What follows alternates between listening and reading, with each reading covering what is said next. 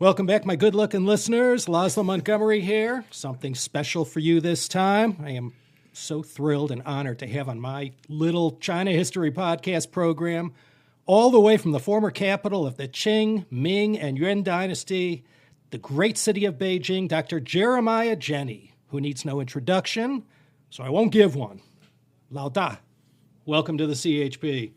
Hey, well, thank you, Laszlo. Thank you for having me on. Big, huge fan of the CHP for many years. It's one of my favorite walking around town podcasts. It tends to fit that space very nicely between going to the subway, going through multiple checks, proving that I'm alive, proving that I'm disease-free, and getting on the subway. Each episode fills that void nicely, and it's a great way to kind of spend my morning commute. Perfect. How is it that after all these years of knowing each other, we still haven't met in person? When I came to Beijing in September 2013, you were sick with something, and I came back again. I don't know when it was, but you weren't in town. And all the other times I came to Beijing were all these day trippers for on business and didn't call anyone. Am I ever going to get the chance to meet you in person? Well, at the moment, as we're taping this, there is a relatively large ocean and, multiple Chinese warships sitting between you and I. So right now it's not very convenient, but there may come a day when we're in fact in the same hemisphere, continent, city, district. And I look forward to that day of hanging out with you and talking about stuff over some refreshments and that kind of thing. Hopefully on the beach of some Southeast Asian destination. I'm going to hold you to that. That sounds awesome. Okay, great. So your manager said I only got 90 minutes with you, and everything after that is billed by the minute. So let's just jump right in. The Forbidden City, that had to be one of the first topics I wrote down back in the early summer of 2010 when I was planning the CHP. 12 years, tons of requests, and I still haven't done it. And now I'm glad.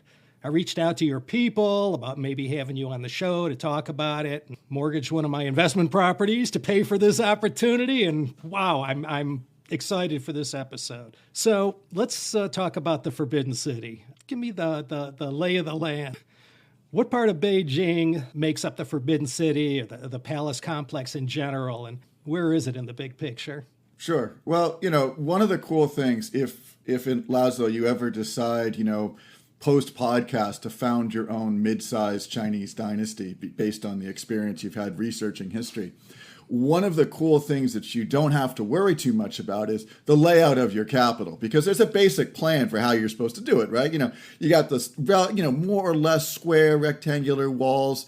You've got gates at strategic or at least, cosmologically important intervals, and then in the middle you have some kind of palace. In the south of the city somewhere you have a Temple of Heaven, but yet the walls, you got the palace in the middle, Temple of Heaven in the south. After that, everything else is just a problem for your decorator.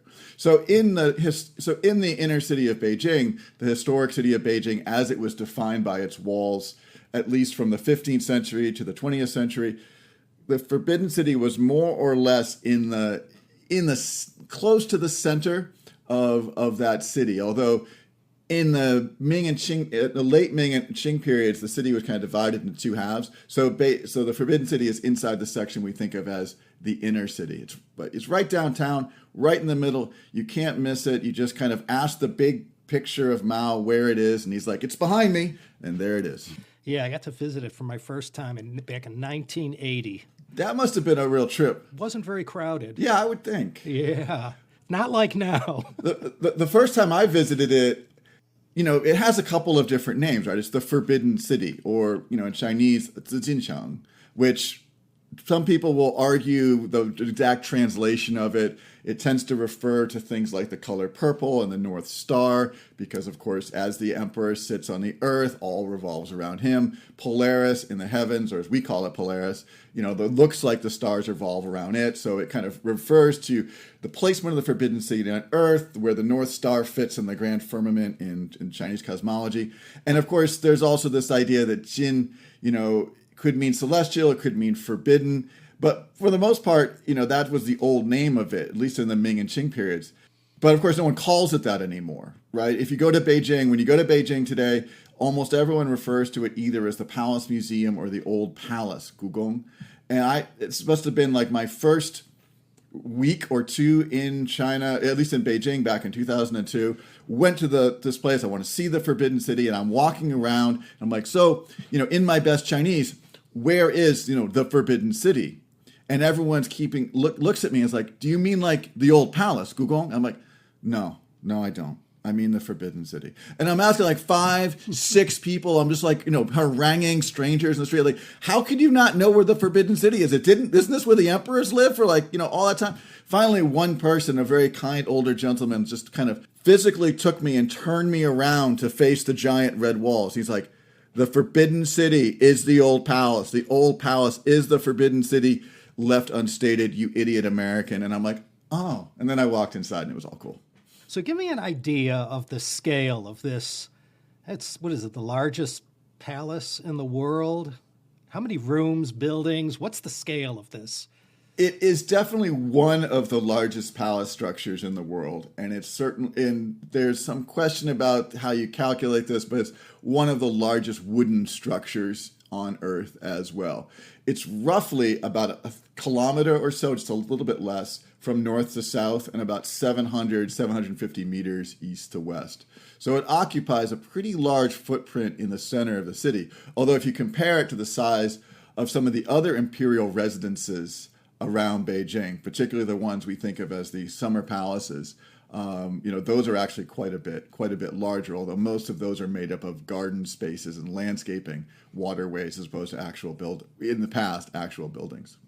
The number of rooms, I think most people have heard the old story. There's 9,999 rooms. Because heaven has 10,000 rooms, and the emperors were, of course, all, malignant narcissists, but they didn't want to build a house bigger than heaven, so they kind of capped it at 9,999. Some tour guides will say 9,999 and a half.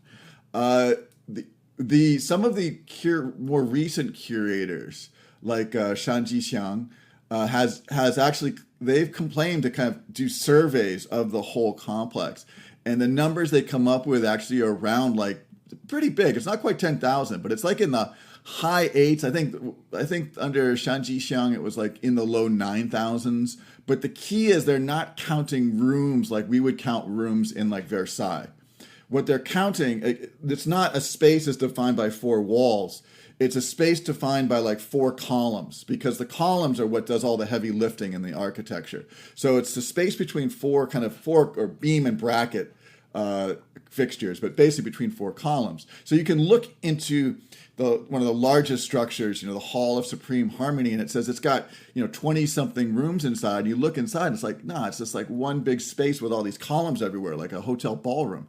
But that's because what's being counted is the space between those columns. And I always think about that when you think about the importance in Western architecture. It's the walls that do a lot of the lifting. It's the walls that define spaces. But in the imperial palaces, here, it's the columns that do all the heavy lifting. The walls are just basically to keep, to separate spaces and to kind of keep the wind and rain out. And so it just makes sense that that's what's emphasized when you're counting spaces, as opposed to maybe in the West. I know this is a huge generalization, but in the West, we kind of count the spaces based on what's important to us architecturally. And so let's talk about that usurper, the Yongle Emperor. Why did he want to move the capital from Nanjing to Beijing? And what were the years it was built? Let's talk about that. Zhu Di with his oversized ego. You have covered this admirably in some of your episodes on the early Ming, so perhaps it won't be necessary to rehash the whole Zhu Di, why doesn't my daddy love me crisis, and of course the Zhu family strategy for dealing with interpersonal conflicts in a family. Generally involves barbecuing a nephew. So we'll kind of skip over that. But, in the usurpation, there's a lot of theories as to why Zhu Di, when he becomes the Yongle Emperor, decides to move the capital up to Beijing. Part of it, of course, is that he kind of sacked the dynastic capital, the primary dynastic capital in Nanjing. So at this point, I've got to rebuild it somewhere. And some of the theories are that, for example, there were still a lot of people who were not totally on board with the whole Zhu Di usurping the throne from his nephew thing. A lot of them were still based in the south, but up in the north, where Zhu Di had spent the last, almost 20 years, guarding his father's frontier from the, those pesky Mongols. That's where his power base was. So, it's kind of this thing with like, I'm going to put my capital or my primary capital up here where my power base is. And if any of you officials down there want to have a conversation about this, you're more than welcome to come up and speak to me with all my guys at my back. I think there's also a practical purpose too. Zhu Di is whatever you say about how he became the emperor, he was a pretty talented military official, wouldn't you say? A military strategist. And I think one of the challenges he found with having the capital in Nanjing was the really stretched lines of command and control between the capital and the very important northern frontier. And so, I think that also kind of it made it easier to keep an eye on what was going on up there. So I think there's a couple of reasons for him to decide to move the capital up there. Of course, once he did it, he had to build all that stuff. He took the old footprint of the, Kublai Khan's capital, Kambalak, and then his officials design a city that's kind of laid on top of that footprint with some minor, very modifications. The northern wall is kind of brought in a little bit. The Forbidden City, they believe, is more or less on the same spot where Kublai Khan's palace was. There's been some archaeological research being done on that. But he had to create this new palace pretty much from scratch, and it took. The story is it took nearly 14 years from 1406 to 1420. And what's interesting about that, I was talking with a scholar who does kind of Gugong or Forbidden City studies. He said, for the first part of that, first 10 years, there wasn't a lot of construction in the beginning. It was all about just getting the materials in place, all the lumber, all the stone, everything that was needed, all the people, just kind of getting them logistically in place. And then, of course, the palace they began constructing the palace. And so it was a pretty amazing effort. The stories are 1 million laborers, 100,000 kind of supervisors, craftsmen, architects, artisans, things like that. Certainly an impressive building project, but the Ming Dynasty, especially in the early years, they proved what was possible if you had an endless supply of cheap non-union labor. They were the Jeff Bezos of the early modern world. So is that true that when they did the demolition of the Yuan Palace, that they created that hill out of whatever they tore down? Is that Coal Hill or is that Jingshan Park? Jingshan, yeah. In any kind of construction project in the capitals, and this goes back even before the Ming, you're excavating areas, and a lot of times that debris, whether it's dirt, whether it's parts of old structures, was often used to create kind of other landscapes. So, you dig up a place, you dredge a lake for your garden, and you use that dredge to kind of create a hill overlooking your garden. And Jingshan was an example of this. The Ming era, while it wasn't the first era to use or kind of sculpt a hill in that particular spot, but it does seem like they were the ones who kind of made it into its final form that you see today. And that solves two challenges. Like on one hand, as we all know, like in it may be a cliche, but it's there. Feng shui, it blocks the baleful influences from the north, right? It balances out the waterway that flows through the front of the palace. It's all of that stuff. But also on a practical level, it's like, they're, again, as you said, they're demolishing a palace, they're digging and they're excavating. It's all kinds of debris. And it's like, hey, Mr. Liu, where do we put all this dirt and stuff and the old Mongolian crap? And like, well, stick it out back. And so, of course, that also solves that problem too. I read, was it last year or the year before, I don't know, pre-COVID, that they had actually found the Yuan Palace underneath the Gugong, and that there was some excavation going on to try and uncover some of it, and that's going to be a very tricky thing to excavate. Yeah, I'd heard the same thing. I'd have to look up the article where they were talking. It was big news for like a day, and then it just like, no, I never heard anything again. I think it's one of those things, Laszlo, where like it was always assumed, I think, that it was that the palace they were kind of overlapped each other somehow. But the idea was like how to prove that, and the story is, and I'd have to go back and look at the article, but it was like they were excavating, it was either for public works, like they were actually digging something as part of like the modern structure, or it was part of an actual excavation, archaeological research. But they had kind of dug down through all the layers, because throughout the Forbidden City, the bricks that you stand on go down about at least like 14, 15 layers. And they go in different directions to make it, sometimes they go east-west, sometimes they go north-south to make it hard to tunnel into or out of the palace. Anyway, they were going down through all these layers that are clearly like Qing, modern Qing, Ming, and then went down a little bit further and they had hit some other stone, as I understand it. And that was thought to be part of the foundations of Kublai Khan's palace, which gave some confirmation to the idea of like the theoretical layout of Kambalak. Wild. Are there any good architectural or cultural facts or stories about the way it was constructed? I mean, just the idea of being able to mobilize that many people. You think about some of the building projects under the Ming Dynasty, and most of what we think of as the Great Wall, at least as it exists today, the Forbidden City, the walls of Beijing, which of course, 100 years ago, and for most of Beijing's history, people, when they came to Beijing, they didn't talk as much about the palace or the Temple of Heaven. They talked about these amazing city walls and massive gates. All of that required just a level of logistics, planning, supervision, and organization that's pretty remarkable. And so, you think back at these projects, and it's just. I personally am kind of amazed that they were able to do so much in such a short amount of time. Of course, once they finished building the palace and everyone was ready to move in, and they opened the doors, and the emperor's like, okay, where's the place I'm supposed to sit for the grand ceremony? He's like, this is the main hall. He's like, excellent, let me just step inside for a moment. And I'm not sure it happened just as he was about to step inside, but the timing was pretty coincident, was a little bit ironic.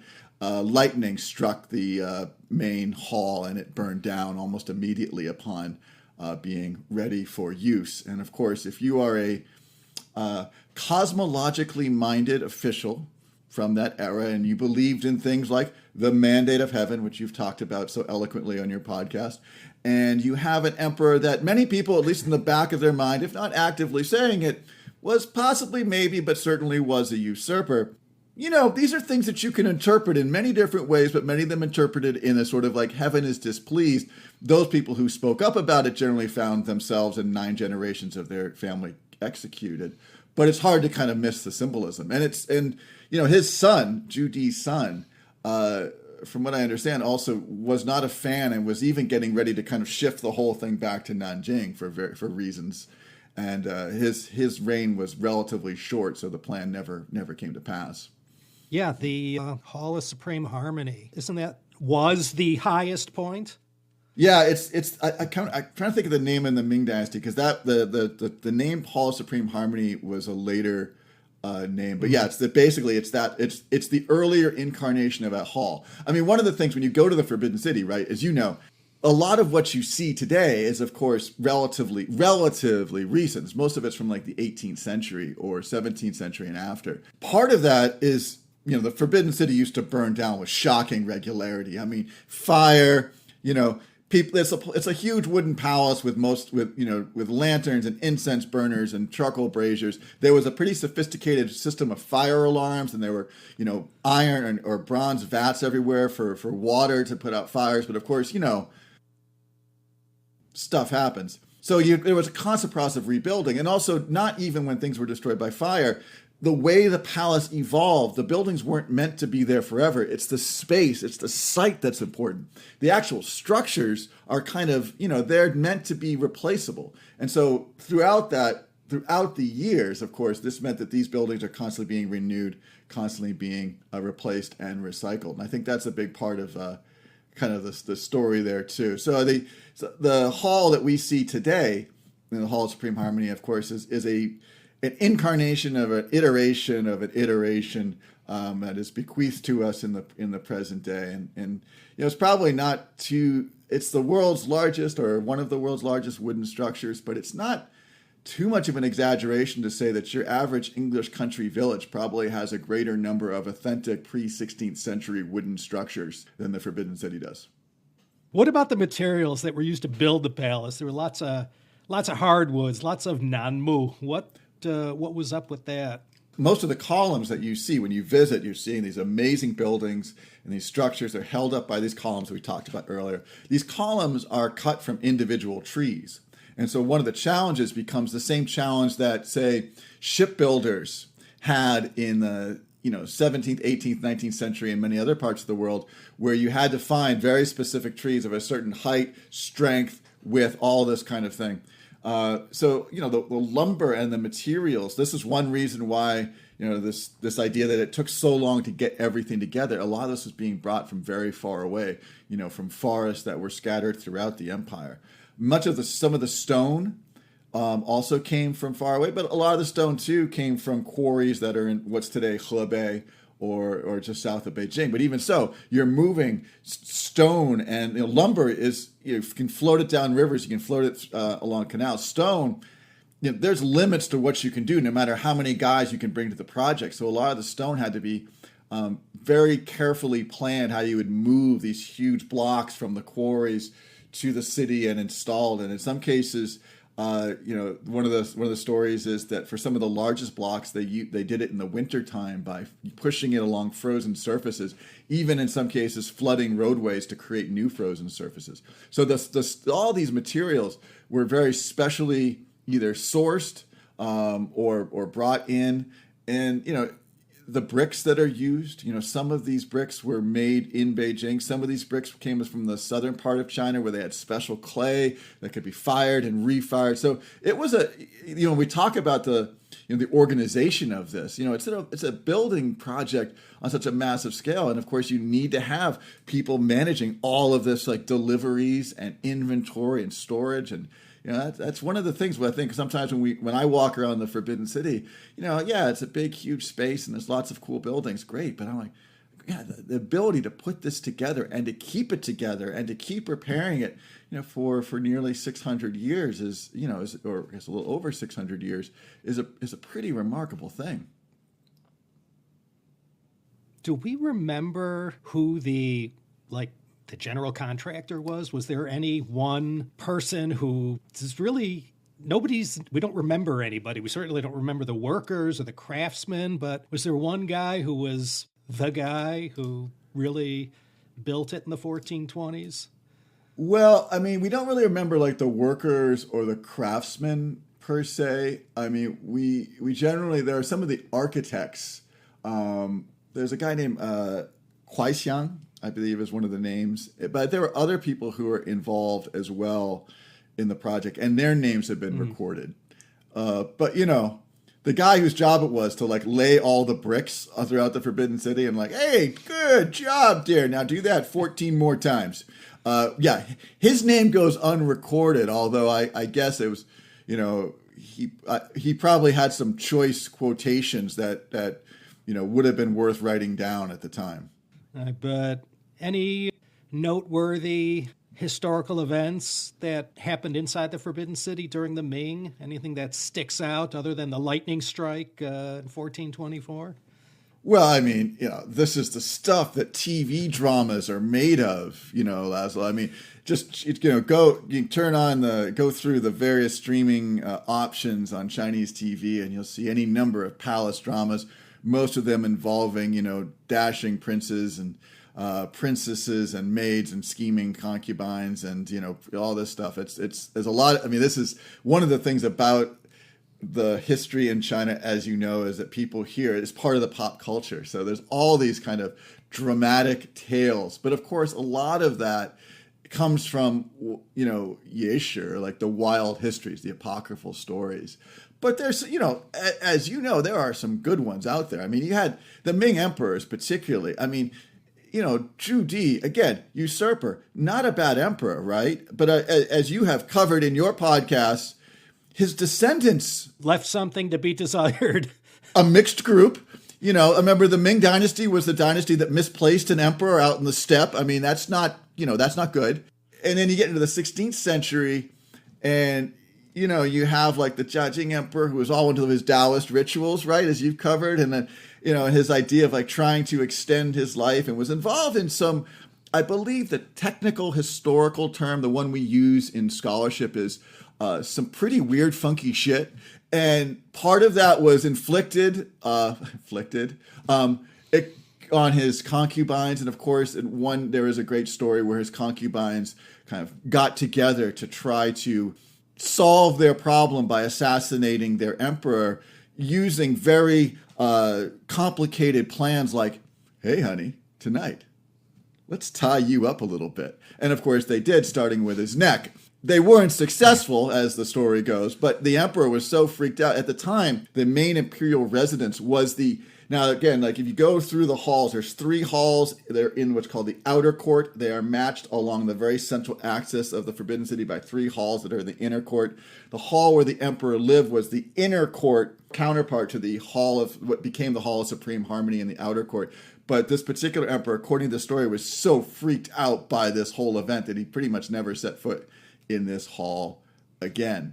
And, that's one of many of these kind of tales of intrigue, sexual misconduct, all kinds of things that would ordinarily interest a human resources department. But of course, if your human resources department is staffed by eunuchs, they don't really handle complaints very well. They're like, dude, you've got a complaint? Like, look at me. Do you want me to pull down my pants? Like, I've got a human resource issue right here. So, we don't really have those kind of filed reports in the office like we would have in a modern day organization. How about in the Qing? Any good stuff that we remember inside the Forbidden City, or just more of the Ming? Well, I mean, let's talk about the eunuchs, for example, because I get asked that question a lot by students and by people who go there. And, one of the interesting things about the eunuchs, I feel like, is that, of course, current scholarship, and Melissa Dale wrote the scholar Melissa Dale wrote a really good book about the social history of the eunuchs. It was published just a couple of years ago. And one of the things about some of the recent scholarship on eunuchs is to kind of rescue them from the sources, because the palace, of course, is, all joking aside, the palace is a large bureaucracy, and certain people appear in the bureaucratic records more often than others, and for different reasons. And for eunuchs and many of the other sort of staff, sub-imperial staff, if we were, usually only make it into the sources when they're doing something wrong. And as a result, and this kind of bleeds over into popular interpretations of what the kind of how the palace would work. And of course, the eunuchs get a very bad reputation. And to be fair, some of them deserve that, as you've covered in some of your mid to late Ming podcasts. And later on, you've got people like, Xiao Lizi, the famous eunuch, or that's what she used to call him, of the Empress Dowager Cixi, right? So, you have these kind of examples. But I think also scholarship of the eunuchs recently has really taken on an interesting turn, because we think about as ideas about gender fluidity and about representation of gender and discrimination against people who don't necessarily conform to standards of gender identity. It's interesting to reinterpret the history of the eunuchs and their lives within this spectrum. I mean, they identified as male, but the way they were treated by people, the way they were seen by people, even people they worked with, was often reflecting beliefs or stereotypes or prejudices against people who did not conform to kind of a binary gender paradigm. The other thing, too, about the eunuchs, and this is, we talk about how these eunuchs get so powerful, but you think about how like a forbidden city works, right? I mean, it's kind of a factory, an incubation chamber for little emperors, right? But who takes care of these kids? Who's actually kind of managing their day-to-day functions? And you think about this, yeah, sure, moms may be involved, but not always. And the other women of the palace might not be your best friends. And dad is probably a pretty remote figure and has, a few dozen other children to kind of look over. But if you're a young prince or princess, but mostly young prince, like if you're a young prince and you're on, the emperor track, but even so, when you're 5 years old and you wake up from a nightmare, who's the person most likely to be standing there making sure you're okay? Who wipes your butt in the morning? Who makes sure you eat your porridge? It's probably a couple of guys with nicknames like, Big Lip Li and like, pockmarked Wang. And joking aside, when these young princes become older and they go to the court for the first time, right, and they're confronted with all the people yelling at them and shouting at them, and the first, what's the reaction? You go back to the only people that have ever truly been by your side and ask them like, so pockmarked Wang, like, what should I do? And most eunuchs, the ones we don't hear about in history, are like, listen to your officials. They're the ones who know what they're doing. But of course, as you have pointed out in your podcast many times, there are those eunuchs who are like, you've come to the right person. Let me tell you what I should do. Or, I can't be a prime minister, but, I got a brother or I got an uncle, these kind of things. And of course, that's when the rot sets in. And that was in the Ming and then later on in the Qing as well, too, for many cases. So whether it's Wei Zhongxian or Li Lianying, I mean, the bad eunuchs get recorded in history. The ones who kind of play by the rules, their stories don't get told as often, and that's a kind of a shame. Yeah, that was one of the main things I mentioned in that eunuch series I did, which I used Melissa Dale's book a lot, was that, most of these guys were just plain old working stiffs, just clocking in every morning. They did the laundry, they cleaned, they, those were, I don't know if it was 90% or 98%, but it was the overwhelming majority of eunuchs operating in the Forbidden City were just small, unknown guys. Yeah, and they made the place run. I mean, that was the thing. And so yeah, I think it's good that these days, between your podcast, Melissa Dale scholarship, other recent articles, that we're kind of taking the eunuchs away from this eunuchs kind of attitude and more like, hey, let's look at these as people, which seemed like a basic approach, empathetic approach to studying history, but hasn't always been the case. Yeah. What about at the end of the Ming, when Li Zicheng, when he did all his damage, he started his dynasty, didn't he torch the Forbidden City or do something that really did some lasting damage to it? Or what was the story with him? Li Zicheng's like one of these characters. Like, it kind of depends upon where you're studying him, because, the fact that his Shun or loyalty dynasty doesn't make it out of the crib, I think plays a role in how it's remembered. I'm not necessarily sure that Li Zicheng and his merry band of 100,000 or so, people so poor they will do anything for food, include following some guy from Shanxi all the way to Beijing, that they were any more destructive in their overthrow of the capital than many of the early dynastic founders and their followers had been. But you see, he doesn't get to write his own history. So, of course, his destruction is seen like, it was incredible devastation. It was horrible. They were raping and pillaging and burning down palaces. And but like the other guys? No, not like the other guys, because they became good emperors. So I think there's part of that. But yeah, between Li Zicheng and, of course, the Ming-Qing transition in general, Beijing, as the city itself, went through some pretty profound changes of its urban space, including the palace. There weren't a lot of buildings, whether it was deliberate or not, or just, it's war, shit happens. Not a lot of the buildings were in good shape when the Manchus took it over, which, by the way, right, that's kind of weird. You think it back to like all the earlier dynastic transitions, right? You found a dynasty, you have a new capital. You don't just simply like, so what did the last guys use? Is it still available? Is it a fixer-upper? Can we does it have the good bones? Like the fact that the Manchus kind of like walked into the place and like, yeah, we can work with this. That's kind of a rather unusual moment in the grand sweep of Chinese history. But the Manchus did have to, the Qing court did have a lot of work to do. And they did a lot of, that's why a lot of what we see is 17th century and particularly 18th century, the work that the Qing court did. And they, understanding that one of the roles of a Qing emperor, only one, but one, was to be a good steward of the Chinese political tradition. They did quite a lot of work to kind of rebuild it in a way that conformed to precedent, either in the Ming or earlier precedents for how, palaces of a Chinese emperor should be constructed. They added a few things. They did a few things a little differently. There was one of the back buildings, the building known as Kuningong, which is the third of the inner palaces. They set up a little altar there that they used to do kind of rituals that were part of their own religious tradition terming sacrificing and eating, in some cases, a sacrament of uncooked pork. By the way, part of the same building also used as a honeymoon suite for the emperor and his new bride, so I'm not quite sure how that worked out. Like, oh yeah, sure, on this side we cooked we kind of barbecue a little pork until it's kind of like greasy and then we eat it. On this side, however, a lovely place for you to consummate your imperial wedding. But I'm sure they probably did a little cleaning in between. So there were some things that they did differently. But yeah, it is rather remarkable how much the Qing emperors kept up the place and continued a tradition. Was one of them, was Kangxi or Qianlong, anyone that was like the real champion of building? Or, they had a lot of money in the beginning of the dynasty.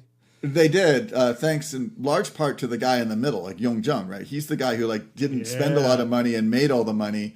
And then, of course, Qianlong, the story is, spent all the money. And as anyone who has walked around Beijing knows, the Qianlong emperor put his architectural mark on many of the places in Beijing that we visit. It's not unusual to see, whether it's the Temple of Heaven or the Imperial Residences that we think of as the summer palaces, the palace that exists outside the Great Wall at Chengde. A lot of those places you walk around, it's like, originally constructed in 14-something, 15-something, 16-something, but completely renovated by the Qianlong Emperor in 17 whatever.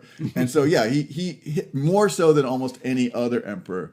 It's the Qianlong Emperor that gets a lot of the credit for the renovations for many of the buildings that exist in their form into the 20th century.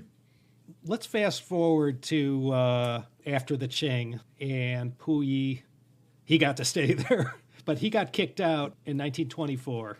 What happened to the Forbidden City after the last emperor was ejected? What was it used for? Did people live there? When the Qing Empire ended in 1912, the abdication document that was signed in February 1912, part of the deal was that the young Puyi, who's still, a kid, gets to live there. And I think the eventual idea was they were going to move him to the Summer Palace at some point. But he's allowed to live there, at least in the back half of what became we think of as the Forbidden City. And he was there for 12 years. But, those are 12 tumultuous years in Chinese history. And there were some attempts by some of the different, we call them warlords, but military leaders to try to restore the emperor. In 1917, there's one of these warlords tries to kind of restore the emperor. Zhang Xun. And it led to... the pigtail general. Exactly. And it led to one of the first aerial bombings in Chinese history, when a biplane threw a couple of bombs out the side, and of course it landed in parts of the Forbidden City. But by the 1920s, the idea of having an emperor in the Forbidden City, I think for a lot of these people who are vying for power, just seemed like an unstable situation. And of course, in 1924, Puyi gets the boot. Not before, of course, selling most of the best of the collection out the back door to antique dealers, and a lot of those antique dealers then selling them to, scholars and academics living in Beijing, who of course then bundle it all up and put it in museums around the world. So after 1920... Oh, but they saved it from the Cultural Revolution. Yeah, not a good argument to make at a conference in the Forbidden City these days. Oh, yeah, for sure. Because, of course, these days, Cultural Revolution? I'm sorry, comrade, what are you saying? Anyway, but after that, the official start date of the Palace Museum, the Palace Opium's Museum, is 1925. And there were earlier versions of this museum, or earlier collections that were on display in different parts of the palace where Puyi wasn't living, but they were kind of consolidated in 1925. And so after this, it becomes open as a museum, highlighting parts of the collection. And that's where it officially, that's what it remained. Down to the present day. But of course, even the years before Puyi's eviction were tumultuous. The years after Puyi's eviction were even more so. And the museum, of course, suffered that way as well. They tried to keep it open. Of course, the 1930s, as Japan was beginning, and I want to use the correct language approved by the Ministry of Foreign Affairs for these kind of historical events. As Japan began its special military operation against China in the 1930s. I was going to correct you, but... many of what was left of the collection. Remember, of course, it's not just Puyi. Many of the members of the imperial family, the eunuchs, had been stealing stuff and looting stuff. And of course, in 1860 and 1900, those nefarious Westerners, yellow, when they were occupying Beijing, they also did an enormous amount of looting of palace items as well. But what was left in the 1930s was boxed up, crated up, and secretly moved out of Beijing. They wanted to do it in secret because, of course, the residents of Beijing, if they saw them, carting away the precious, when they start hiding the silverware, you start to think that maybe the place isn't as safe as they're saying it is. And so secretly moved, I think first to Nanjing, and then, of course, moved out of Nanjing, or much of it moved out of Nanjing down to other parts of China during the World War II. And, of course, after 1949, most of the crates ended up, some of them were kind of taken back by the new government, but a lot of the crates ended up in Taiwan. And so, the old joke is that in the divorce, in terms of there's a palace museum in Taiwan, which is I'll say it, ugly ass building with a beautiful collection. And in Beijing, you've got this beautiful palace with yeah. Who designed that? It looks like it belongs in Disneyland, not in Yangmingshan. I always assumed it was the same like LSD casualty who like designed the campus of the University of California at Davis. In any case, a lot of the best of in Beijing, you have this beautiful palace without much of the stuff. Although they still have hundreds of thousands of pieces in their collection, a lot of the best stuff is in Taiwan. And so, the joke is in the divorce, Taiwan got all the furniture, Beijing kept the house. And the challenge has been getting the two museums to collaborate and cooperate with each other, which happened earlier, when China was a much more open place in the golden age of freedom that was the Hu Jintao era. Was it possible to have these kind of collaborations? But of course, recently that's been a much more fraught process. So today, the Palace Museum, I will say this, under their two most recent curators, so first Shan Jixiang and now Wang Shudong, they have really been very energetic in curating the space, renovating the space, raising it to the standards of kind of international museums around the world, far more so than many other places, other similar sites in China. And, they've done everything from creating some very well-curated displays and exhibitions of not just the Forbidden Cities collection, but also collections from around China and around the world. But they've also been very successful in bringing the palace into the 21st century through virtual reality, through online exhibitions. Say what you want about the Forbidden City. And I know a lot of people go there and it just looks like a big parking lot. That's true, though I guess you're missing the point. It's the spaces that matter, not the buildings. But more so than a lot of other places in China and in Beijing, they've really done a lot of work keeping that place, making that place a educational site for not just Chinese, but also assuming that they're ever let back in international visitors as well. What about when Mao, after the communists took Beijing, what was the Forbidden City to Mao? Once the PRC was established, did he move in there, or did he move straight into Zhongnanhai, or what was the deal? He moved into Zhongnanhai, and the Forbidden City continued to operate technically with long periods of closures as a museum. Still, there were attempts to kind of, in the early days of the 1950s, to kind of turn sections of it into like socialist reading rooms, to kind of recast the way the museum was presented or the way the space was presented. But for most of the time that Mao's in Zhongnanhai, it's kind of the derelict house next door that's bringing down the property values of my place. The Forbidden City was spared a lot of the worst of like the Cultural Revolution, and the credit is usually given to Zhou Enlai. Like it often is like, Zhou Enlai was there kind of working behind the scenes to preserve Chinese culture because he was a wise man and all that. And I'm sure that's part of it. I also think though that in the center of Beijing, most of the people in the party were like, yeah, let's let the Red Guards like burn down other cities, but in the middle, right where we live, let's kind of like keep things relatively under control. And I think that benefited the Forbidden City too. Although at one point, this is the story, there was a plan to like rip it down and put a street through it and all kinds of things that never came to pass. And by the 1970s, or when you visit 1980, it had started to come back as an idea of like, oh wait, when we bring visitors in from other countries to visit Beijing, as they were starting to do in the 70s, this is a place that we can show them, like the Great Wall. And so not suddenly, but it began a different attitude towards the palace. It was no longer the palace of blood and tears, a feudal relic. It was something that, ideology to be considered, but still something that could be, a demonstration of, Beijing's worth as a global city and that kind of thing. But the challenge was not so much active destruction, but just, about 50 or so years or 60 or so years of, neglect, the first 25, benign neglect, and the subsequent years, not so benign neglect. And of course, if you have a palace made of wood and all this stuff, it's just going to start falling apart. I mean, I'd love to know, Laszlo, when you visited the first time in the 1980s, I mean, what were the impressions? I mean, I've seen some pictures, but there were kind of weeds growing up in places, and some of the halls weren't. Oh, it was so run down. When we were in the Taihedian, I remember we were standing before that famous throne, and the cushion where the emperor sat, first of all, they let you get right up to it. And I looked, and it was all threadbare and ripped. And the moat was just filled with trash.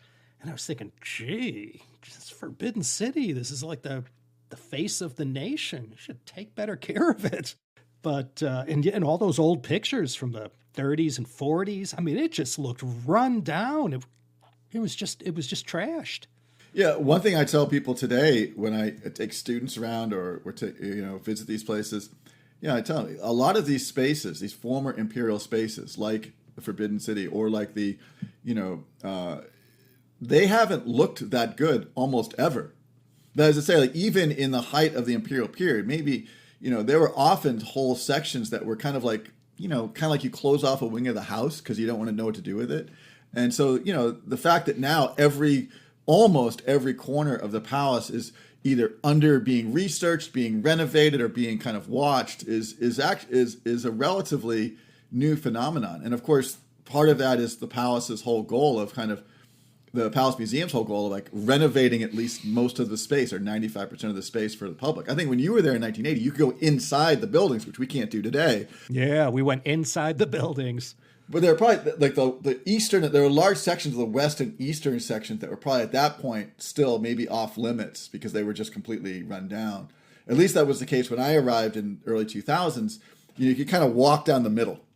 There weren't, there were a couple of the palaces. There were some places used as galleries, but it was pretty much like you walk down the middle. Those are the clocks. That's the Hall of Jewelry. Thank you for coming. But now when you go in, there are lots of spaces and new spaces coming online.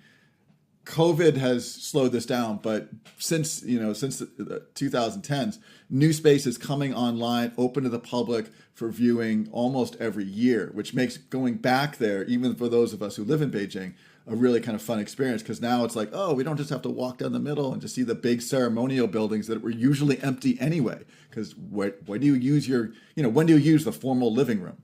But you get to see some of the places where the emperor, empresses, they lived, they actually spent their time. And when you do that, you see the trees and the gardens and the flowers and the smaller spaces, and you realize like, oh, okay. So that's what living in the Forbidden City was like. It wasn't just standing in some gigantic courtyard with like this massive building behind them. That was where, the important things happened, but that's not where people were all the time.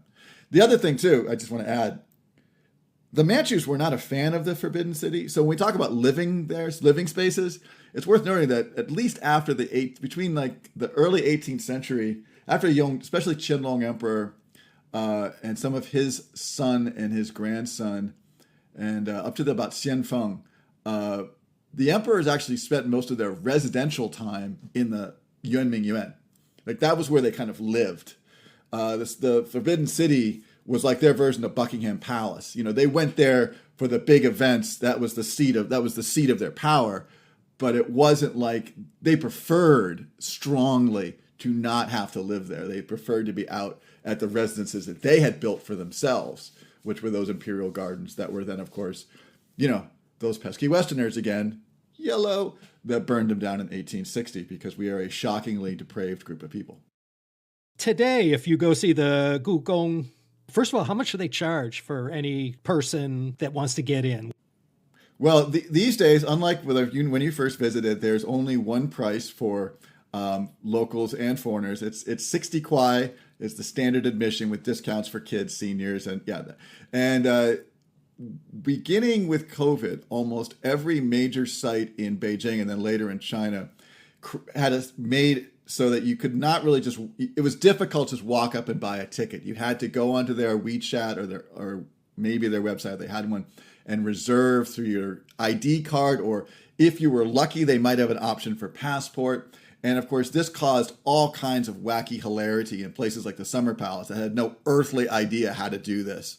So there was became very difficult for a lot of the sites to kind of go to this pre-reservation system. The one place that sailed right into it, of course, was the Forbidden City, the Palace Museum, because they had gone, even before COVID, they realized that 150,000 people tramping through the emperor's quarters each day was unsustainable. So I can't remember exactly the year. I want to say it's like 2015, maybe even a little earlier. They had set a policy where they would cap the number of tickets at 80,000 per day. Now, of course, as you know, in the PRC, anytime you say cap and number of tickets, the first thing you have are like scalpers poking their heads up out of the ground like meerkats. And so to combat the scalpers, the Forbidden City was one of the first sites in China to go to a real name registration system where you had to reserve or at least buy your ticket with a passport or ID. So as a result, they have a very good system in place where whenever I want to go there, I go into their WeChat or their official WeChat account, or I go online, I fill out my passport number, my name, and then the reservation is automatically in the system. I show up, and now, of course, I got to go through like 90, different temperature checks and things like that. But I get to the gate, I show them my passport, they look it up, and they type in the passport number, and they're like, okay, yeah, you get a reservation, walk right in. If you've got a Chinese ID card, you just swipe it, and it just scans it, and you go right in. So it's a pretty simple experience. The problem is going to come, though, that most of the site is in Chinese, and you can only pay for it using like Alipay and WeChat. There's no credit card option. So again, I don't know what the plan is for letting foreign tourists back into China. I mean, again, the last time they closed the country to foreign tourists, they reopened it after 26 years. So maybe this is kind of a down the road timetable. But I'm not quite sure when people do come back, like, mom and pop from Iowa, when they want to go see the Forbidden City and they get there and they're like, oh, great. So use our official WeChat account and use your, WeChat Pay to buy your ticket according to your passport. And yeah, so I don't know. I don't know what the plan is. Like a lot of things in China right now, Laszlo, I'm not sure what the plan is going forward. And I get the sad feeling that I'm not alone in my mystification. I think that includes quite a few people who are actually in charge of making those plans. Yeah, I think between the supply and demand, I don't think Yeah. the Kuningong needs these foreigners and their money. Oh, they absolutely do not. I mean, that's another thing too. Like, a lot of they have done the Palace Museum has done some really good work with their captions. They're kind of the historic markers explaining what everything is, way better than many other sites in China, which usually this is jade. They have really good kind of explanations of what these are. And they've updated the translations in the last couple of years with the help of actually using foreign scholars to check the translations. Imagine that. Oh, I always recommend that. Yeah, you think. But it doesn't always happen. But the one thing about it is, a lot of people do ask me, like, why is it not very friendly for international travelers? Again, the reservation system is cumbersome. There are better captions and better descriptions in Chinese. You would think that going to the Louvre, and the French aren't known for their, let's say, empathy for people who don't speak French, but you can enjoy it if you are not a Francophone. It's a little more difficult at the Forbidden City. And of course, the reason why is that, at least today, and this is different, I'm sure this is very different when you went first there, and even when I first went there, pre-COVID, this is all pre-COVID, 98, 99 out of every 100 people who walk through the door of the Forbidden City every day were from other parts of China. And that's the tourism economy here. It's all facing domestically. So sites, museums, everything is set up with the mentality of how do we cater to the domestic market, and what do these people know, and how do we present the information to them based on their background information. It doesn't necessarily always, or if it does, it's an afterthought, take into account how do we present this information, how do we present this in a meaningful way to people who don't come from a Chinese cultural or linguistic background. And I think, that's not something that's going to go away. As you said, even when China lifts its restrictions and people are free to travel to China, I think the Beijing Tourism Board is going to be kind of surprised by the number of people who are like, yeah, that's great. Sure. Well, I'll check you guys out. No, wait, I'm going to mingle a little bit. Thailand's kind of calling, and Malaysia, I'm going to mingle, but I'll circle back to you, man. I'll be at the bar, and I think they're going to be kind of surprised at how few people are, how much interest has kind of dropped, or at least it's different than it would have been pre-COVID. We'll see. We'll see. When you go in today, is the whole thing open, or is like large parts of it cut off? Most of it should be. There's a lot of weird rules right now because of the COVID pandemic. So like some of the spaces that would ordinarily be open, like for example, up until COVID, you could actually, on the eastern side of the palace, you could walk on the actual wall of the Forbidden City from the front gate, right? The Meridian Gate. You could walk along the east gate through the guard towers all the way around to the very back gate, the Shenwumen. You couldn't do that on the western side because that gives you a nice view of the pool in the Zhongnanhai regime compound. But on the eastern side, you could. And there's things like that have been opened as part of this renovation and rehabilitation plan. But some of those things aren't open right now because, COVID, as everybody knows. So if we were to go, assuming that at some point the COVID restrictions are lifted on sites in Beijing, which is a pretty huge assumption, if we were to go there in a year or 2 or 10, then your visit from 1980 your visit today would look very different from 1980 in the number of places you could see, the number of parts of the palace you could explore, even the number of rooms that you go into. You can't go into the Hall of Supreme Harmony anymore, but you could go into the hall that's on top of the gate. It's over the front gate, the Meridian Gate. You could stand there, looking down into that courtyard, as the emperor would on special occasions, and see, assemblies of his military officials or civilian officials, things like that. So that view is open, and other similar views are also available too. What about where Mao stood at Tiananmen, where Mao stood and said, his famous words? I got to go up there and see that because you could pay extra. You could pay an arm and a leg to go see it, and I did it. Is that still open? It has been in the past. Everything is pre-COVID, Laszlo. So it's it was in the past. It's been separated. As I remember the last time I did that, it's separated from the Forbidden City a little bit. Like it has its own kind of management system now. Yeah. But it was available. And what the pretext for this is that those halls at the top of the gates are used as exhibition spaces. So when I would go up to the top of Meridian Gate, for example, it would be because I was going to see the exhibition of the Jade, but really I would just kind of skip the exhibition and kind of take in the view. And with the Tiananmen Gate, that was also being until it was shuttered. And I'm trying to think the last time I was there, because with Tiananmen these days too, it's much more controlled than it was 5 years ago or 10 years ago. So a lot of the places that ordinarily were very easy to visit 10 years ago, 15 years ago, are now completely off limits. That's something that's always part of the equation. What's the gate on the east side near the front? Is that the Donghua Men? Donghua Men, yeah. That's now the exit. Oh, that's the exit? Well, I was on a business trip once in Beijing. I think this was in like 2000 or 2001. And I was walking around with this colleague of mine, and we were walking down there, and the door was open to that gate. And so we crossed over the bridge, over the moat. We sort of looked inside. There was nobody there. So this was like 10:30 at night. So we just walked into the Forbidden City by ourselves. And, we didn't go all the way in. I mean, we just sort of went inside, and it's sort of like a garden area right there. When we walked in, we just sort of sat down. And, this guy, he's smoking a couple cigarettes. I said, man, don't burn down the Forbidden City. And so we just sort of hung out there for about a half hour, 40 minutes, had the whole place to ourselves. And then, finally somebody saw us and said, get the hell out of here. But yeah, that was wild. Gee, what else? This is like the fastest hour I've experienced in a long time. I'm now going to officially tick this topic off the old proverbial list of CHP topics. So to tell you I'm thankful does not do that adjective justice, if you'll permit me to use the G word, 感谢你.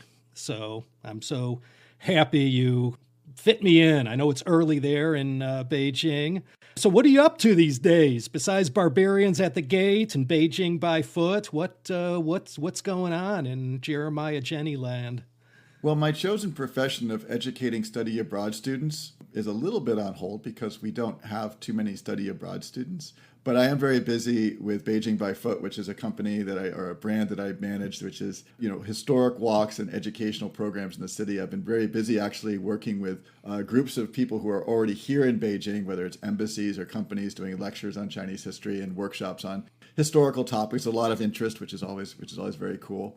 Barbarians at the Gate is a podcast that I work with my good friend David Moser. We're keeping busy with that.